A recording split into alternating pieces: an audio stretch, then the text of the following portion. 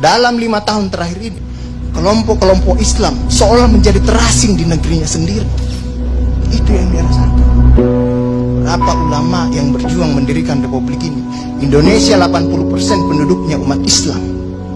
Tidak pernah meminta 80% hasil sumber daya alam yang dikuasai negara untuk umat Islam. Gak ada yang minta. Ada gak dia minta? 80% umat Islam penduduk Indonesia tidak pernah meminta 80% APBN untuk umat Islam. Gak ada yang dia minta. Sederhana permintaan umat Islam. Dia mau berdialog sama Tuhannya. Dia mengingatkan umatnya akan kebaikan, yang tidak hanya mengajarkan doa makan dan doa minum, tapi juga cara memilih pemimpin. Itu kira-kira. Inilah ketegangan-ketegangan. Ketika agamanya dinistakan, kok susah sekali ini membawa ke proses hukum. Muncullah demo berjilid-jilid, yang kemudian berujung ulamanya tidak bisa pulang. Belum lagi penghujung, kemudian ada agama yang diperhadapkan sebagai musuh besar Pancasila. Nah, ini yang menarik menurut saya. Saya ini Islam, tapi bukan pengetahuan Islamnya seperti Ustadz Ali Muhtar Ngabalin dan Abu Bakar, Ustadz Abu Bakar. Tapi dengan segala awam saya terhadap Islam, ketika saya ditanya Pancasila itu di mana dalam kehidupan saya, maka saya akan mengatakan bahwa ketika saya lahir, orang tua saya itu membisikkan Pancasila di telinga saya. Cuma bahasanya bukan seperti yang tertulis dalam Undang-Undang Dasar. Dia membahasakan Allahu Akbar, Allahu Akbar, Asyhadu an la ilaha illallah, Asyhadu anna Muhammadar Rasulullah. Apa yang saya dengar di situ? Ketuhanan yang Maha Esa. Hayya 'alas shalah. Apa yang saya dengar di situ? Mari kita bersatu sama-sama, karena kita akan mendirikan sholat. Dan Al-Ankabut mengatakan sholat itu mencegah kamu dari perbuatan keji dan mungkar. Ada kemanusiaan yang adil dan beradab. Saya dengar di situ.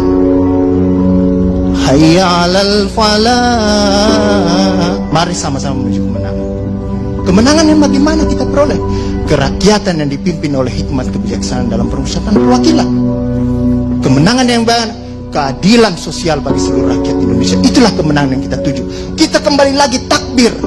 Allahu Akbar, Allahu Akbar, la ilaha illallah. Kita ulang lagi. Dan Pancasila yang kita tiupkan itu 5 kali sehari, belum selesai di sini, selesai bunyi terus. Ya kan Ustaz kan? Belum selesai di daerah sini, selesai bunyi bertalu-talu terus. Seluruh dunia bertalu-talu. Inilah Islam. Yang kemudian sekarang dalam kelompok ini Ustaz Ali Muhtar Ngabalin, saya banyak belajar dari beliau. Inilah yang kemudian sekarang, kenapa kami mau diperhadap-hadapkan? Kenapa kami ada yang menjalankan keyakinannya ketika dia celananya cingkrang, radikal, atau dia pakai cadar, dulu diperhadap-hadapkan. Saya Indonesia, saya Pancasila, ada dulu itu banyak sekali seperti itu. Kenapa kami seperti ini? Sekarang, akhirnya sekarang semua orang disuruh pakai cadar.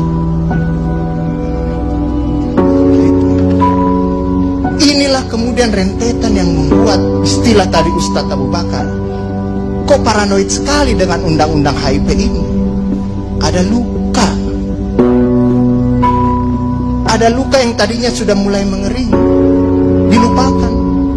Tapi tiba-tiba ini kemudian dikhawatirkan, jangan sampai Pancasila ini mau dipakai sebagai instrumen untuk membibirkan kelompok Islam dan kelompok. Apalagi kalau kita baca RUHP itu, megang kekuasaan pembinaan ideologi Pancasila ada sama presiden. Saya juga baca-baca sekilas tadi. Kok di situ ditulis pendidikan nasional menurut undang-undang ini itu berubah. Tujuan pendidikan nasional oleh Undang-Undang Dasar mengatakan bahwa beriman, bertakwa, berakhlak mulia. Di sini diciptakan pendidikan nasional itu bertujuan untuk menjadi tenaga ahli dan terampil. Ini kan mau dikasih jadi tukang bagi kapitalis kalau seperti itu berpikirnya. Nah, inilah yang kemudian yang dirasakan oleh kelompok-kelompok Islam dalam perspektif perjalanan konstitusional kita, bahwa ada yang tidak adil dilakukan oleh kekuasaan. Kelompok Islam selama ini tadi yang saya katakan tidak pernah meminta apa-apa. Paling jauh kelompok-kelompok Islam mungkin dapat honor dari negara. Itu pun tidak dipakai untuk foya, dikembalikan lagi untuk membantu negara, menghidupkan santri-santri, mencerdaskan kehidupan bangsa, menciptakan manusia-manusia yang beriman, bertakwa dan akhlak mulia. Yang sebenarnya tugas pemerintah itu dikembalikan lagi seperti itu.